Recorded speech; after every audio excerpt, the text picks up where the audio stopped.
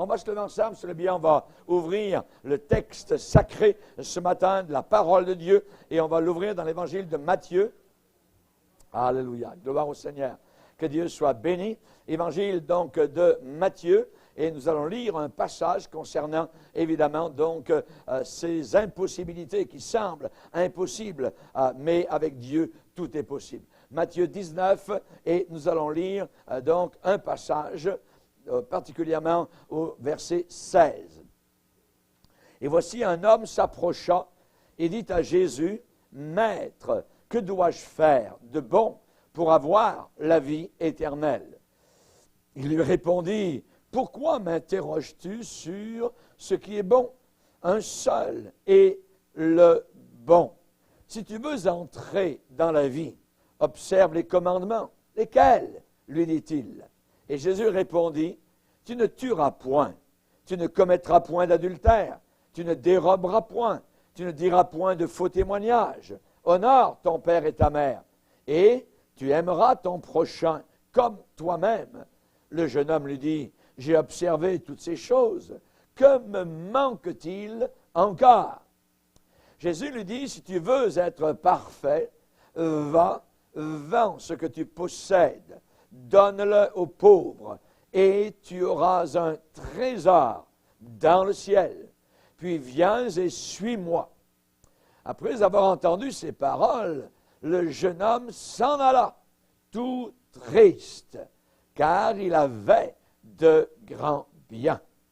Jésus dit à ses disciples, « Je vous le dis en vérité, un riche entrera difficilement dans le royaume des cieux.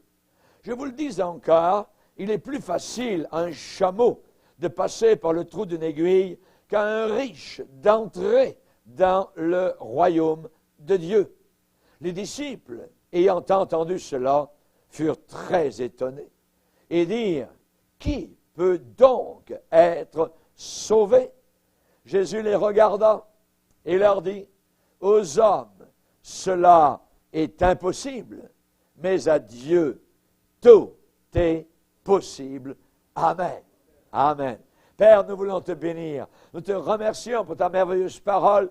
Nous te remercions, Seigneur, que nous désirons être détachés totalement de ce monde pour pouvoir te servir avec joie. Seigneur, nous ne pouvons pas de nous-mêmes nous détacher, mais c'est toi, toi-même, qui casse les liens, qui casse les fardeaux, qui brise le lien du péché, les mauvaises habitudes, Seigneur. Tu guéris encore aujourd'hui les maladies, Seigneur. Tu es un Dieu tout-puissant, à qui rien n'est impossible. Nous te prions ce matin, Père, d'ouvrir nos entendements, nos pensées, et que nous puissions comprendre et recevoir ta parole, non pas comme étant la parole d'un homme, mais ce qu'elle est véritablement, la parole du Dieu vivant. Dans le nom puissant de Christ Jésus, nous te demandons ces choses. Amen. Et tout le peuple dit Amen. Gloire à Dieu. On peut s'asseoir, frères et sœurs, chers amis.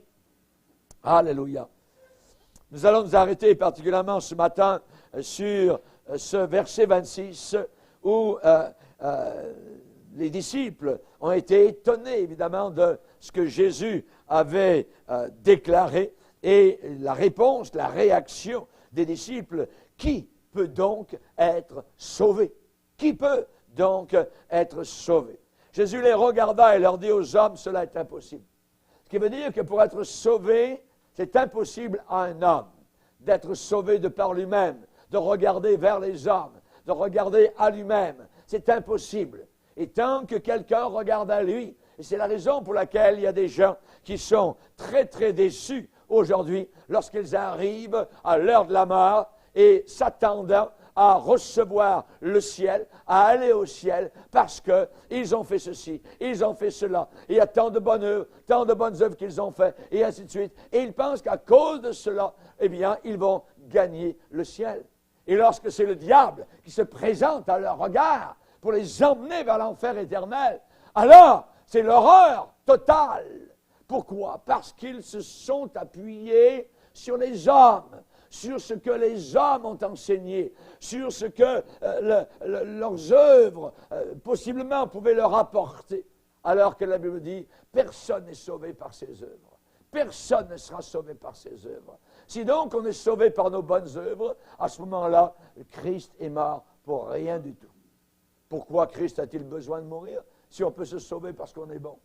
Enlevez la croix, enlevez le sang de la Bible, voyez, et simplement, ayons un code d'honneur, ayons fait ceci, et tu vas aller au ciel, voyez. Mais nous ne pouvons pas, aux hommes, cela est impossible. Il faut se confier dans le sacrifice de quelqu'un d'autre. De quelqu'un d'autre. Nous ne pouvons pas. Nous ne pouvons pas. Nous sommes impotents, littéralement, pour nous sauver nous-mêmes. Aucune bonne œuvre ne peut sauver quiconque. C'est la raison pour laquelle un brigand reconnu, un vulgaire brigand se repentant à côté de Jésus sur une autre croix, Jésus lui a dit, aujourd'hui tu seras avec moi dans le paradis. Qu'a-t-il fait? A-t-il gagné son ciel? Il n'a rien fait. Il a simplement cru. Et nous ne devons jamais, je dirais, nous éloigner de ce principe-là, jamais nous éloigner de ce que la Bible enseigne. C'est par grâce totale du début à la fin. Et que nous vivions comme chrétiens sur la terre pendant 10 ans, pendant 20 ans, 40 ans, 50 ans après notre salut, ça n'ajoute absolument rien à notre entrée dans le ciel. Ça n'ajoute absolument rien du tout. Voyez, c'est bien d'accomplir des bonnes œuvres, c'est bien de réaliser des œuvres préparées d'avance par le Seigneur, et cela peut nous acquérir des récompenses dans le ciel. C'est bien différent. C'est bien différent. Le ciel n'est pas une récompense pour nous. Le ciel ne sera jamais une récompense pour nous. Oui. Pourquoi? Parce qu'on n'a pas gagné. On n'a pas mérité. C'est simplement un cadeau que Dieu nous donne. Les récompenses sont méritées. Sont méritées par la fidélité que nous avons au Seigneur, par la persévérance que nous démontrons. Et ainsi, il y aura différentes récompenses là-haut dans la gloire éternelle par rapport donc à notre fidélité à Christ sur cette terre. Aux hommes, cela est impossible. Qui donc peut être sauvé? Jésus les regarda. Vous savez, chaque expression de la Bible est importante. À cette question, Jésus n'a pas répondu tout de suite. Il les a regardés. Ce qui veut dire qu'il y a eu un temps de silence. Il y a eu un temps de réflexion. Voyez, ils ont eu le temps de se poser la question, qu'est-ce qu'il va nous dire maintenant? Qu'est-ce qu'il va nous déclarer? Et il a dit, aux hommes, cela est impossible, mais avec Dieu, tout est possible. Avec Dieu. Nous avons chanté ce matin, Emmanuel, Dieu avec nous. Est-il avec toi? Est-il là véritablement? Pas dans ta tête, dans ton cœur. Voyez? Est-il à ton bras? As-tu placé ton bras? As-tu passé ton bras à celui du Seigneur? Es-tu enchaîné, lié à Jésus, attaché à Jésus-Christ? As-tu pris le joug sur toi? Prenez mon joug sur vous. Voyez? Recevez mes instructions. Les amis, moi j'aime le mot possible. J'aime le possible. Aux hommes, cela est impossible, mais à Dieu, tout est possible. Oh! Voyez, c'est la différence entre une porte fermée et une porte ouverte. Une porte fermée, vous n'êtes pas le bienvenu. La porte est barrée, la porte est fermée à clé. Voyez, vous êtes à l'extérieur, vous ne pouvez pas pénétrer à l'intérieur, vous ne pouvez pas forcer la porte. Mais si la porte est ouverte, ça veut dire, est-ce qu'il y a quelqu'un à l'intérieur? Oui, tu peux entrer. Voyez, la porte est ouverte. Et c'est la même différence entre impossible et possible. Et j'aime beaucoup ce mot possible. C'est quelque chose qui peut être réalisé. C'est quelque chose qui peut être réalisé. Jésus a dit, il n'y a rien au-delà du domaine de la possibilité avec Dieu. Il n'y a rien au-delà du domaine de la possibilité avec Dieu. Avec Dieu, tout est possible. Avec Dieu, tout est possible. Il est omnipotent. Il a tout le pouvoir. Jésus a dit, tout pouvoir, la totalité de la puissance, elle n'est pas entre les mains des hommes, entre les mains des Russes, des Américains, des Français, des Allemands, des bombes atomiques, des chars d'assaut. Non, c'est Jésus-Christ qui a sur la terre toute la puissance autant qu'il l'a dans le ciel. Tout pouvoir m'a été donné dans le ciel et sur la terre. Gloire au Seigneur. Il est omnipotent. Il peut absolument tout. Il est omniscient. Il connaît tout. Toutes les sciences, toutes les découvertes qui ont pu avoir lieu, que ce soit l'atome, que ce soit la lumière, quoi que ce soit, eh bien, le Seigneur connaissait cela bien avant. Puis c'est lui qui a tout créé. Et l'homme ne fait que découvrir ce que Dieu a déjà donc créé. Jésus a dit, il n'y a rien au-delà du domaine de la possibilité avec lui. Il est omniscient, il sait tout. Il sait tout. Il connaît les souffrances. Nous ne pouvons pas mesurer la souffrance, mais lui, le Seigneur, connaît toutes choses. Il a dit à son peuple, j'ai vu, j'ai entendu, je connais. Il connaît, voyez, il est omniscient. Plus que cela, il n'est pas comme un homme, il est omniprésent. Ça veut dire, vous qui nous écoutez dans le Pacifique Sud, ou en Afrique, ou en Australie, eh bien, le Seigneur est aussi présent chez vous qu'il l'est chez nous au Canada. Il est omniprésent. Il est présent partout. Dieu ne s'en vient pas et Dieu ne s'en va pas. Il est là. Jéhovah Shammah. Dieu est présent. Dieu est là. À nous de le découvrir et de vivre dans sa présence. D'ouvrir nos cœurs à la présence du Seigneur. Omnipotent, tout-puissant, omniscient. Il sait tout, omniprésent. Il est un Dieu qui prend soin parce qu'il est un Dieu aussi miséricordieux. C'est la révélation de la parole de Dieu qui éclaire nos esprits. Ce monde va devenir de plus en plus ténébreux. Ce monde va devenir de plus en plus obscur. Ce monde va devenir de plus en plus niaiseux, obtus, insensé, fou, se croyant sages. Ils vont devenir totalement fous, nous donne comme verdict la parole du Seigneur. C'est la révélation de la parole de Dieu qui nous éclaire. Qui éclaire, pas la parole de Dieu, la révélation.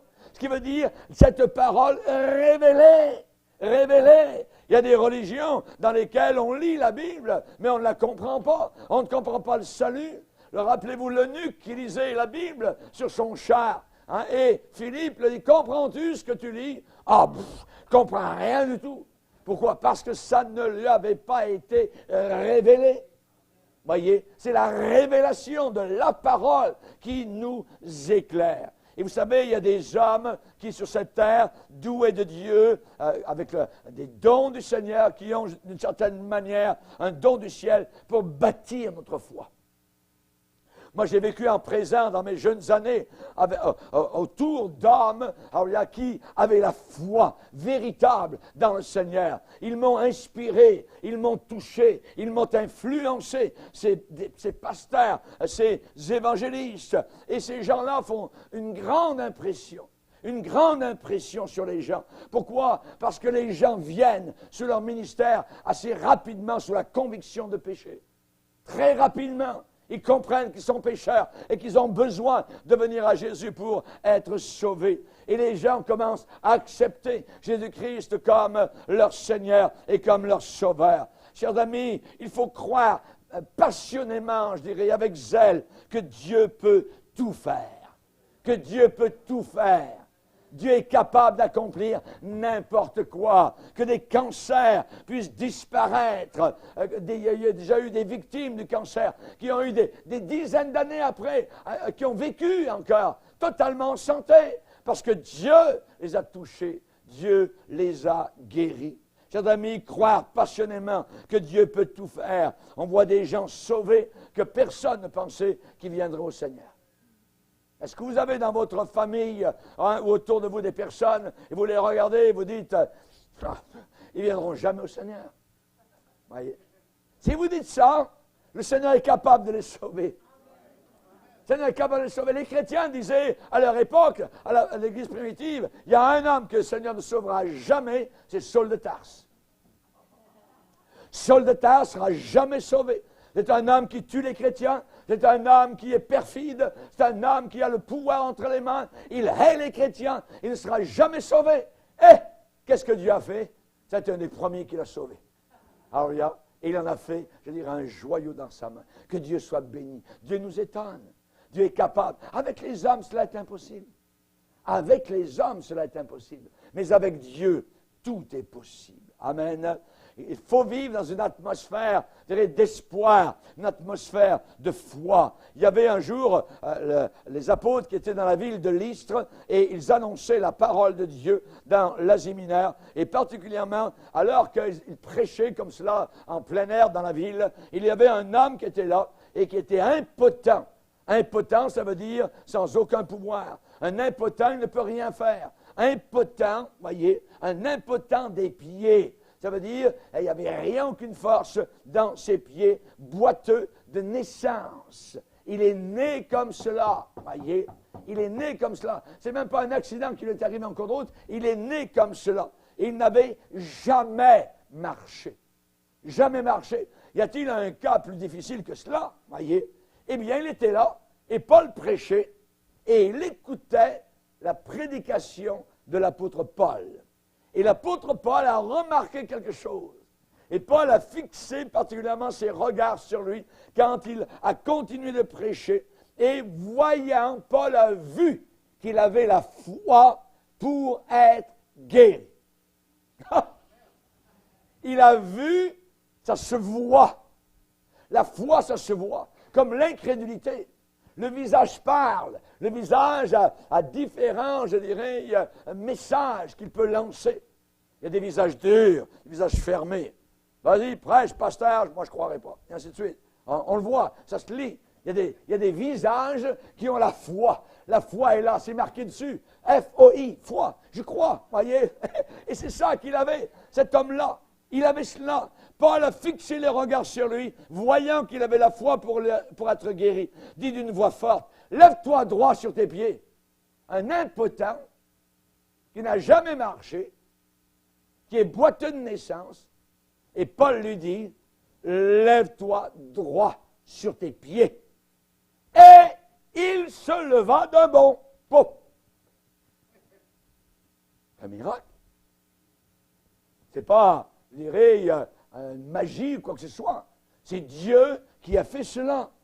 Et à la vue de ce que l'apôtre Paul avait fait, alors la foule qui était là autour a élevé la voix et a dit, « Ah, les dieux, sous une forme humaine, sont descendus vers nous. » Et ils appelaient Barnabas Jupiter. « Hé, Jupiter! » Voyez?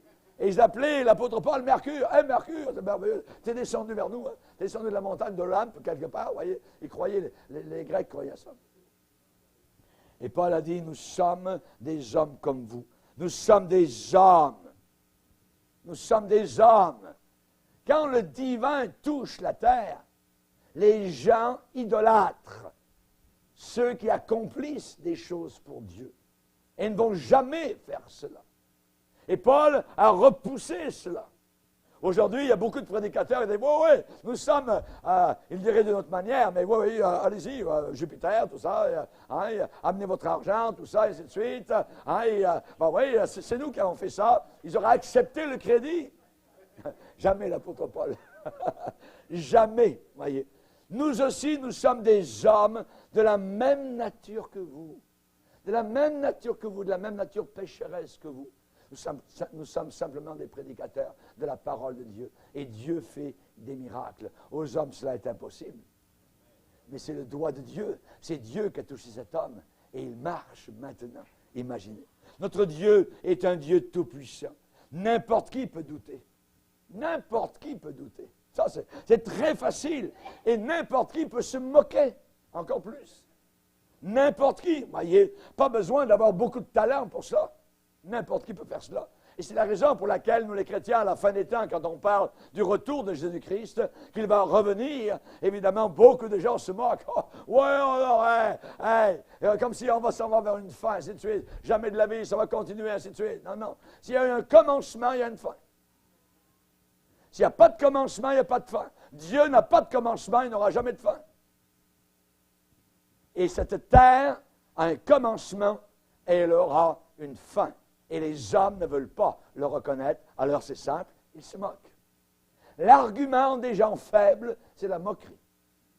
L'argument des gens faibles, c'est la moquerie. Mes amis, le monde est enrichi dans le sillage des hommes de Dieu, des femmes de Dieu, qui croient que Dieu peut faire ce qu'il dit, que Dieu est capable d'accomplir ce qu'il déclare. Le surnaturel est démontré dans leur vie. Rappelez-vous Josué qui suivait Moïse. Moïse était entouré de surnaturel. Et Josué, plus tard, l'a été. Nous voyons Élisée qui regardait, qui suivait Élie, un homme rempli de surnaturel. Et Élisée, à son tour, selon la Bible, il a fait environ le double des miracles de Élie. Merci Seigneur. Rappelez-vous les apôtres, ils ont regardé Jésus et ils ont accompli les mêmes choses que Jésus-Christ, des miracles. Timothée suivait l'apôtre Paul.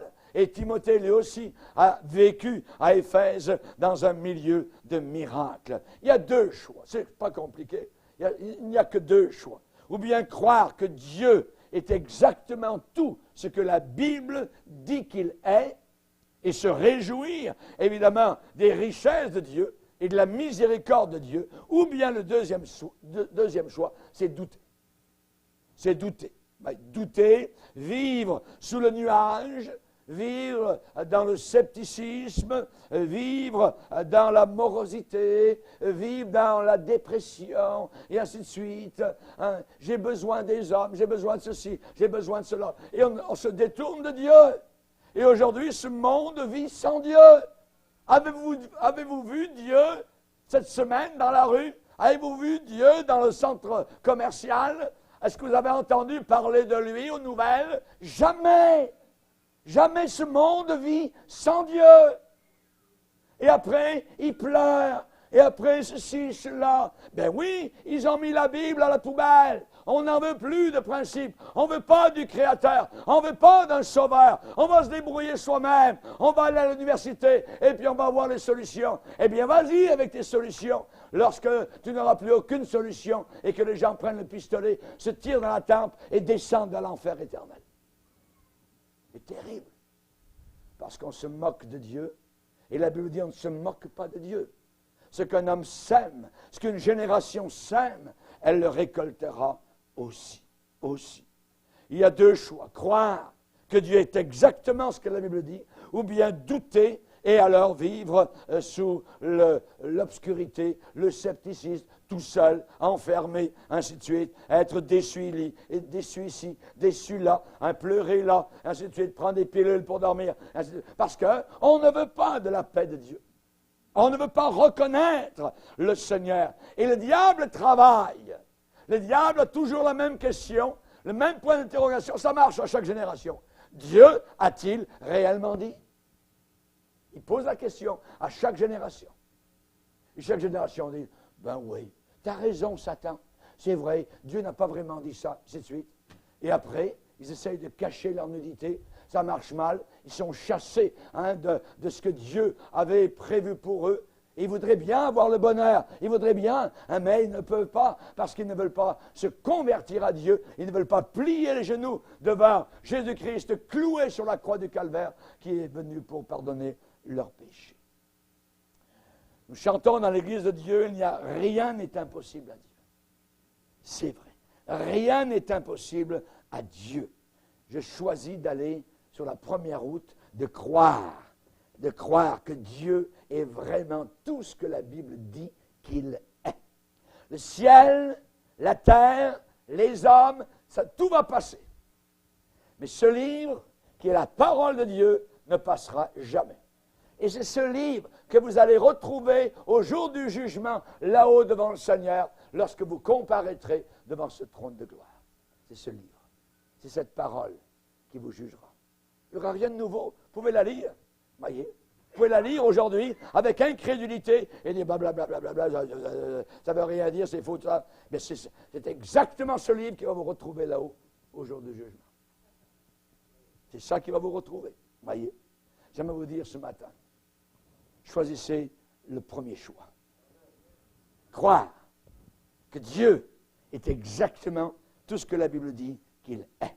Et se réjouir des richesses de Dieu, de l'amour de Dieu, de la miséricorde de Dieu, du pardon total et complet du Seigneur. À Dieu, rien n'est impossible. Je le crois parce que Jésus-Christ l'a déclaré. Et j'ai vu une démonstration, je dirais au travers des 44 ans que je prêche la parole de Dieu, une démonstration du miraculeux, de ce que personne n'attendait et que Dieu a réalisé et que Dieu a fait. J'ai vu une démonstration continuelle de la puissance de Dieu. Jésus, avant de remonter au ciel, a dit, voici les miracles qui accompagneront ceux qui auront cru.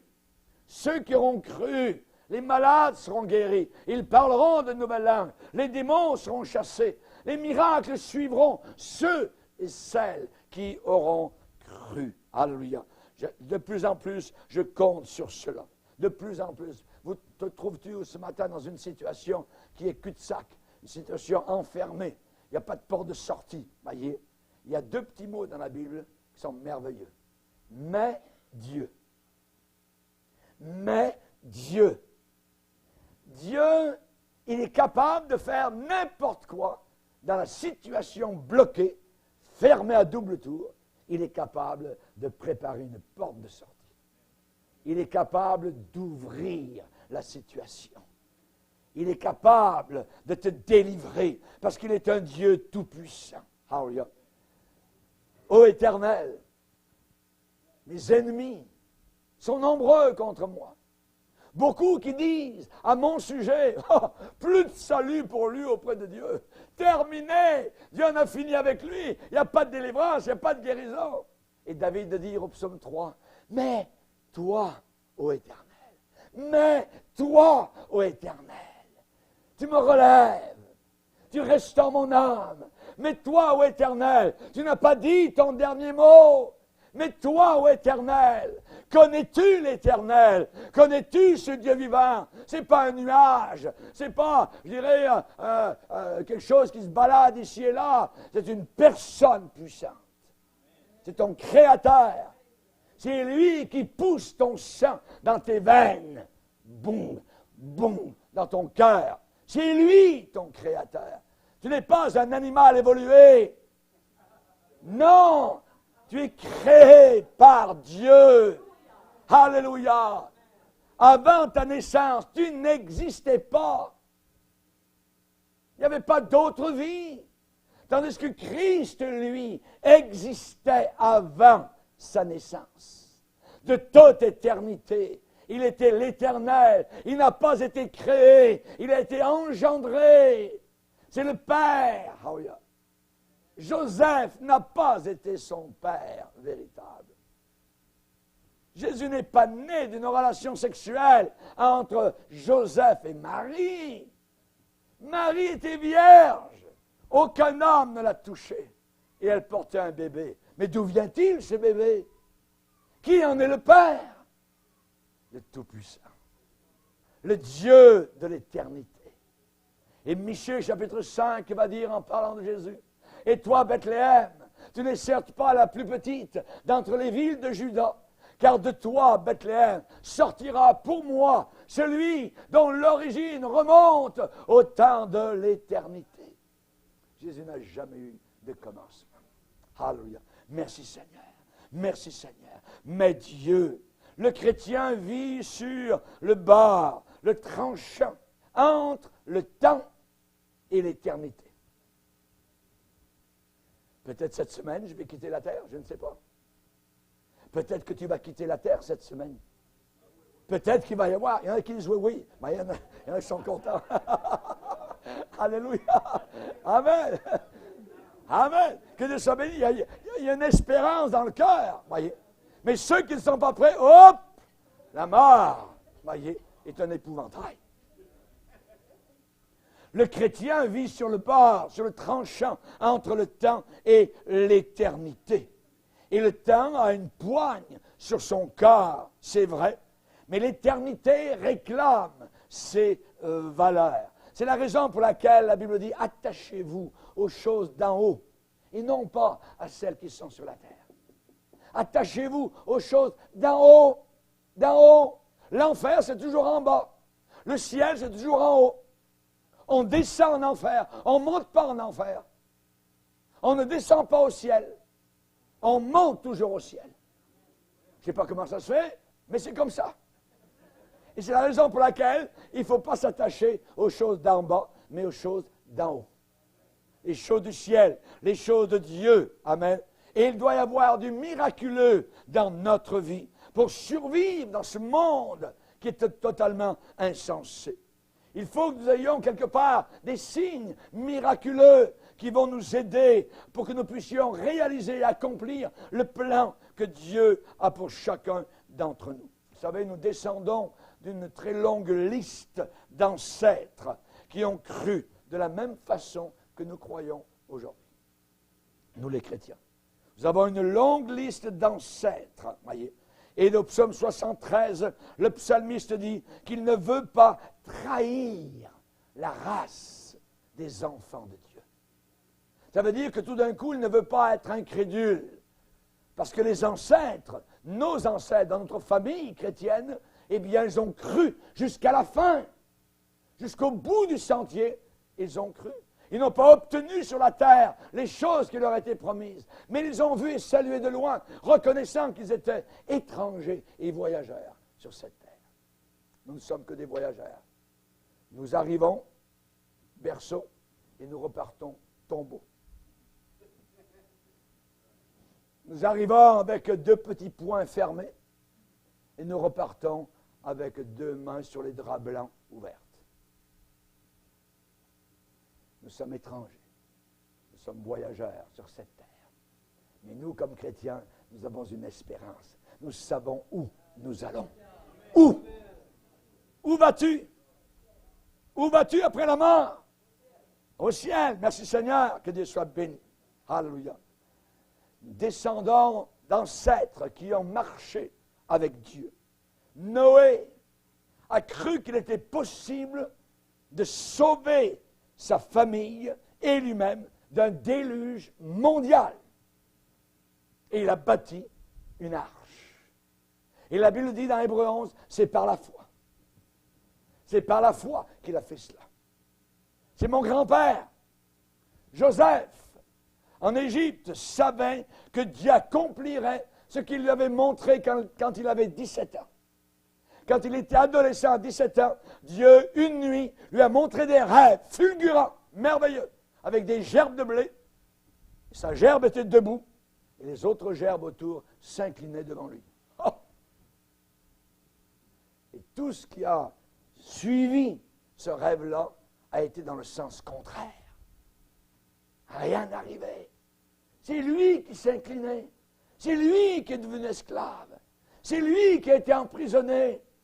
C'est lui qui a été tenté par la femme du patron qui le voulait dans son lit. Il n'a pas voulu, il a résisté. Et à cause de cela, il a dû s'incliner, le contraire de ce que Dieu lui avait montré. Mais, du soir au lendemain, le prisonnier est devenu Premier ministre. Pouf! Mais Dieu a réalisé ce qu'il lui avait montré 13 ans auparavant. Merci Seigneur. Merci Seigneur. Aujourd'hui, chers amis, je veux te dire, que le Seigneur te montre que ta gerbe va être droite et qu'autour de toi, il va y avoir des gerbes qui vont s'incliner. Mais aujourd'hui, c'est toi qui t'inclines. Aujourd'hui, c'est toi qui souffres.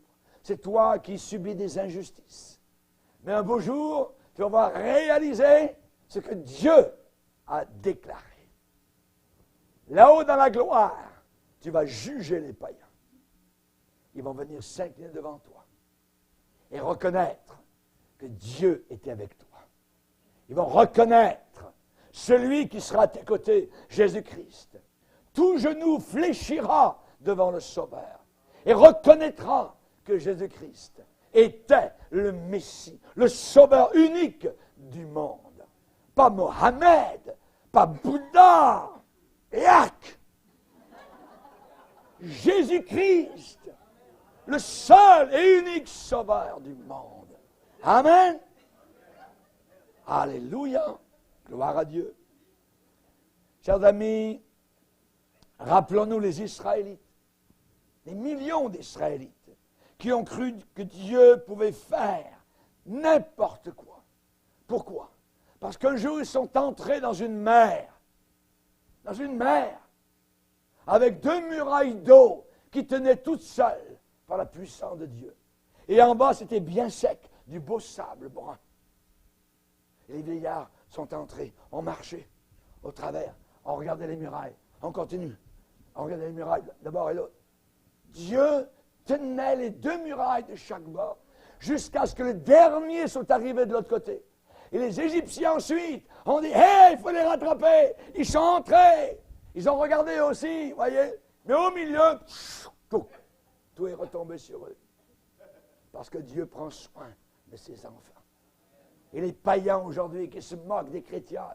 Oh, vous les chrétiens, les niaiseux, vous croyez encore à la Bible, mais voyez là, c'est dépassé complètement, vous êtes totalement à côté de la cache, ça n'a plus rien à voir, la science, tout ça, puis aujourd'hui, l'université, puis nous avons nos pilules, puis nous avons nos globules, puis nous avons tout ça, puis hein?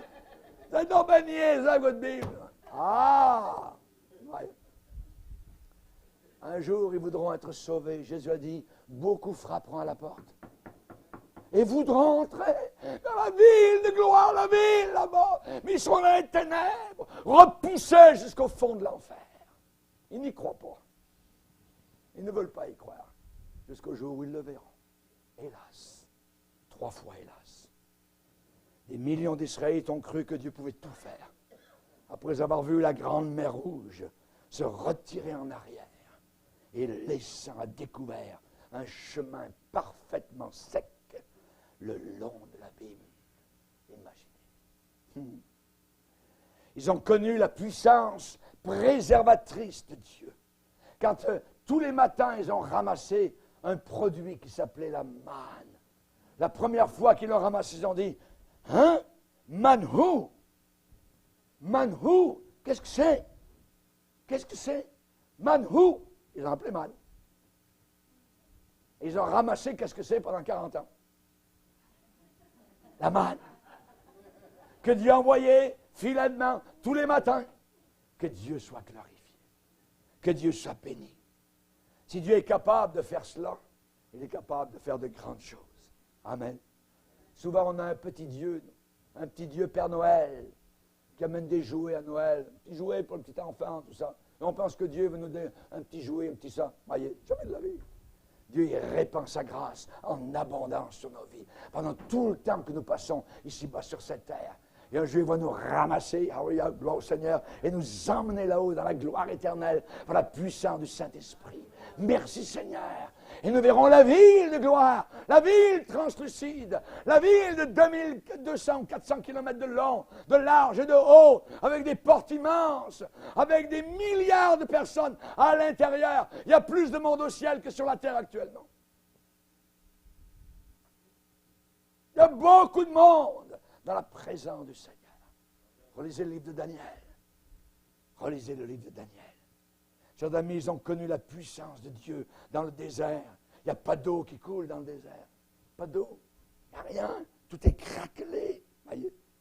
Et pourtant, là, en plein désert, Dieu a fait couler de l'eau fraîche, de rochers qui étaient là, durs, je dirais, comme du granit. Dieu a permis que l'eau fraîche, des milliers de litres, ont coulé, voyez, pour abreuver des millions de personnes. Notre Dieu est puissant. Notre Dieu est merveilleux. Ils ont connu la puissance de délivrance. Quand ils sont arrivés autour des murailles de Jéricho, impossible à prendre cette ville. Jusqu'au moment où ils ont vu Jéricho ébranlé. Ça a commencé à secouer. Puis ensuite ça a craqué. Puis ça a tombé dans la poussière. Et ce monde actuel est en train de tomber dans la poussière. Attendez les épidémies. Attendez l'économie qui s'en va en s'effilochant. Ah, on n'a rien vu. Le monde pense, ça va s'améliorer, tout ça. Oui. Tant qu'ils n'amélioreront pas leur moralité, tout va s'écrouler. Tout va s'écrouler. Samson savait que Dieu pouvait l'utiliser. Un homme rempli du Saint-Esprit. David pouvait faire face à un géant Goliath avec une petite fronde et a tué littéralement ce géant Goliath par la puissance de Dieu. Élie croyait lorsqu'il a vu le feu de Dieu descendre du haut du ciel, il a pu ouvrir les fontaines des cieux qui avaient été fermées pendant 3 ans et 6 mois. Ça, c'est du miracle. C'est des choses impossibles à l'homme. Aux hommes, cela est impossible. Mais avec Dieu, tout est possible. La reine Esther, qui a vu le peuple juif prêt à être vraiment anéanti, elle a dit, si je dois périr, je périrai. Elle a jeûné, elle a prié, elle a demandé le miracle, et le peuple juif a été sauvé. Le peuple juif entier a été sauvé. Job est allé de la banqueroute à l'abondance, tant que sa foi a tenu ferme. Et à la fin de l'épreuve, Job a dit, je reconnais que tu peux tout. Je reconnais que tu peux tout. Certainement. Il peut tout, Seigneur. Jonas, avalé dans un grand poisson. Imaginez. Eh bien, là, il a été convaincu. Il a dit, du fond de l'abîme, j'ai crié vers toi et tu m'as exaucé. Tu m'as exaucé. Il était rendu à la vie. Daniel, tu vas aller à la fosse aux lions. Tu ne veux pas obéir? Les lions. Ça va faire cric-crac tes petits os. Et Daniel a passé une belle nuit comme oreiller la crinière douce des lions. Notre Dieu est tout-puissant. Notre Dieu est tout-puissant. Vous, les 3 Hébreux, vous n'avez pas voulu vous agenouiller devant ma statue d'or que j'ai fait. Vous allez aller dans la fournaise ardente. Et on va la chauffer 7 fois plus que de coutume. Vous allez pas seulement brûler, vous allez griller, littéralement. Et les 3 étaient en train de marcher. Et le roi dit, hein? Est-ce que je vois bien? On en a mis 3? Oui, 3. Il y en a 4. Et le 4e, on dirait qu'il a une face comme un Dieu. C'était le Fils de Dieu qui est descendu avant son incarnation pour sauver les 3 hommes. Et il marchait au milieu des flammes. Ça crépitait de partout, ça. Voyez? Chers amis, c'est merveilleux. On vit avec des miracles. Nous sommes nous-mêmes un miracle. Votre salut est le plus grand des miracles. La transformation que vous avez vécue ne vient pas de vous, ne vient pas de moi, elle vient de Dieu. Uniquement un Dieu de miracles peut faire une chose semblable. Rappelez-vous comme vous étiez. Étiez-vous capable vraiment de changer? Jamais de la vie. On était des têtus. On était entêtés, on était enracinés dans le mal, dans le péché. Certains étaient dans l'alcool, certains étaient dans le sexe, d'autres dans la porno, dans ci. Et Dieu vous a libérés, pardonnés, sauvés.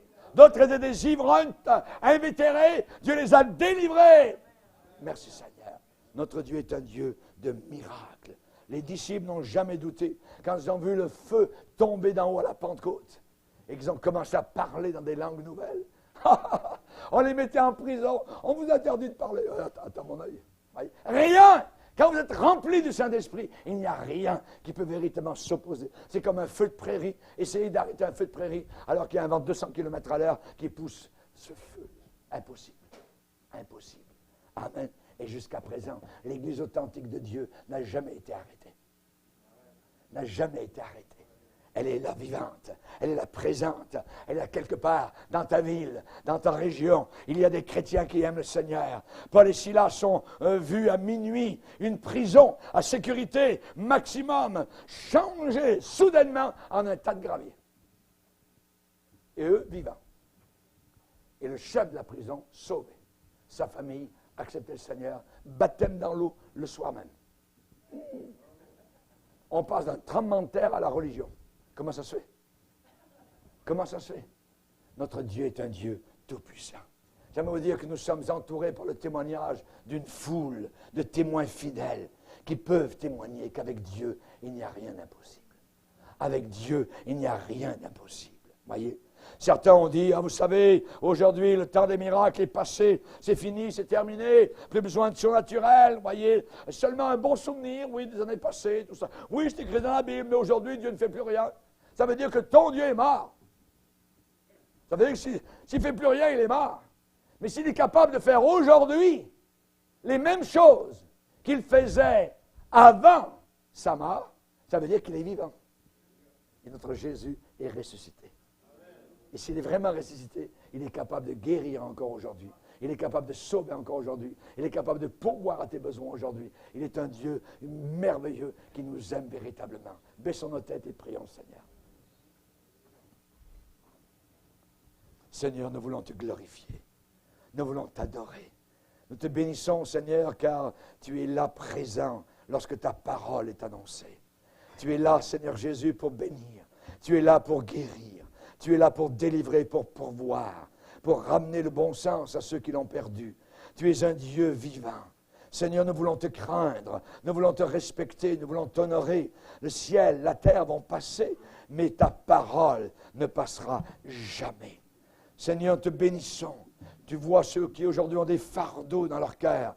Eh bien, ceux qui particulièrement ont besoin de voir des membres de leur famille sauvés, tu es capable de les amener. Tu es capable de répondre à leurs prières. Seigneur, certains ont des besoins financiers aujourd'hui. Eh bien, tu es capable de solutionner cela dans leur vie, Seigneur. Tu es un Dieu tout-puissant. Même si l'inflation monte, même si telle ou telle chose arrive, tu es un Dieu merveilleux. Tu multiplies le pain, Seigneur. À toi soit toute la gloire. Tu sais, ceux qui ont des habitudes mauvaises dans leur vie, Seigneur, alors avec toi, tout est possible pour changer, pour casser. Tu vois ceux qui sont sous l'influence des démons, Seigneur, qui travaillent overtime dans ce monde actuel. Tu es là, Seigneur, pour les chasser en nom de Jésus-Christ et pour la gloire du Père. Merci, Seigneur, car nous te prions, Seigneur. Quiconque invoquera le nom du Seigneur sera sauvé. Nous n'avons pas un souverain sacrificateur qui ne puisse pas compatir à nos faiblesses. Au contraire, il est touché par le sentiment de notre faiblesse.